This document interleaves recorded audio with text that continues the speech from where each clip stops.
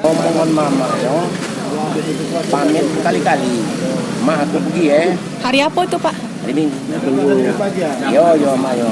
Ulang lagi putar. Ma aku pergi Yo mama yo. Ulang lagi ma aku pergi Nah tempat ini dia ma aku pergi. Mungkin aku tak balik jo. Lama aku balik. Sampai 4 kali. Biasanya? Cukup sekali. Oh jadi dari situ ibu sudah mulai agak ada firasat-firasat. Maknya simbang apa dia main. Bingsal betul. Dia pergi hari Minggu malam salah somat.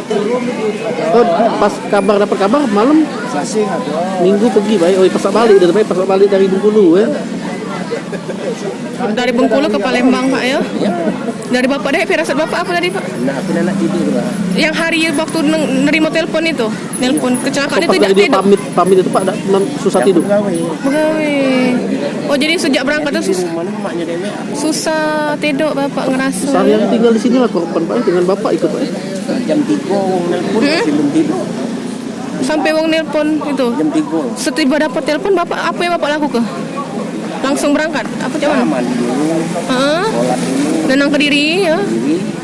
Berangkat. Ke Pagaralan bersama ya untuk jemput jenazah. Setelah itu langsung dibawa ke rumah. Sampai sini jam 6. Jam 6 sore. Jam 6 sore kemarin. Tadi sudah dimakamkan ya Pak ya? Pemakaman pagi tadi keluar darah terus. Terbentur ya Pak. Kalau tahu anak Bapak lah berapa tahun Pak jadi sopir Pak? 10 tahunan. Lebih ya.